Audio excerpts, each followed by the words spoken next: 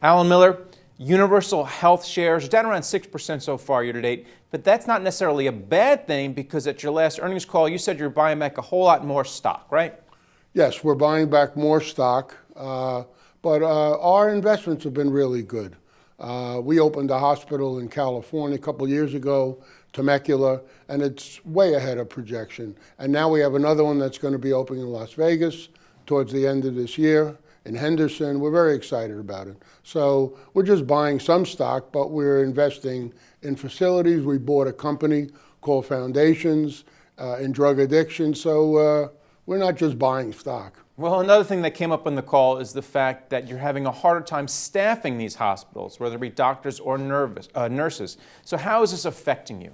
Well, we've had a lot of growth, and there is a shortage of doctors and nurses nationwide, and we have a very active group that does recruiting, and we think we'll deal with the problem going forward. Well, are you dealing with it right now by paying more? Is this going to hurt the bottom line in the first or second quarters? No, the problem is that we have business that we can't deal with because we don't have them, so I don't think it's going to be meaningful.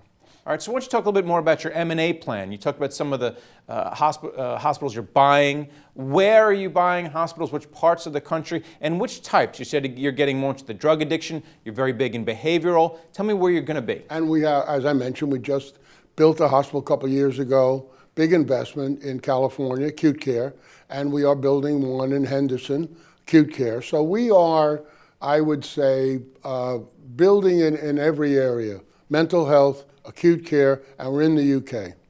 And more of your hospitals are being filled now because of Obamacare. More people have insurance so they can pay.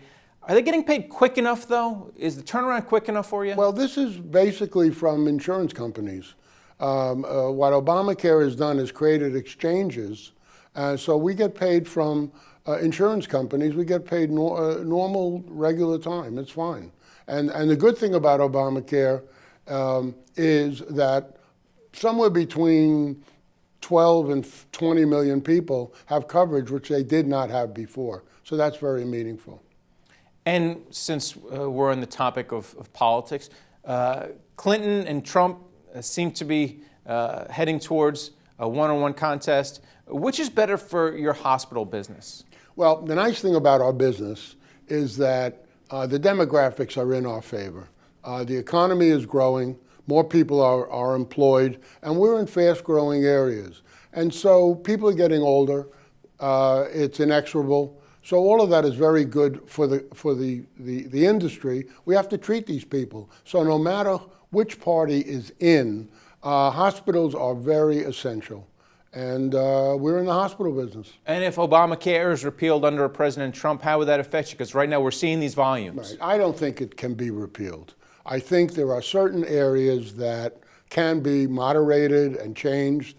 You know, Obamacare was put in with one party. They did not have a long period of, what do you think about this? What do you think about that? They put it in. There's a lot of good things with regard to the coverage of extra people, but there's a lot of costly things. So there's a Cadillac tax that's coming in if it's not repealed.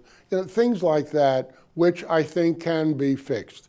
But as far as eliminating Obamacare, I just don't see that happening either way, either party. And then finally, what about the competitive environment? You're not the only hospital company that's getting bigger. Everyone else is kind of grabbing up territory, adding to their market share. Do you find yourself butting heads right now? And is it going to get worse in your opinion? It's competitive, but you have to, looking at our company, we are one of the lower leveraged companies by a lot. And some of the companies in our industry have run into problems because of over leverage. We are only 45% debt to equity, debt to total capitalization. So we're in a good position. We can buy when we see something that should be bought or could be bought. So we're in a good position. All right. Well, thanks a lot, Alan. Thank you. Thanks, Greg. And thank you for watching The Street.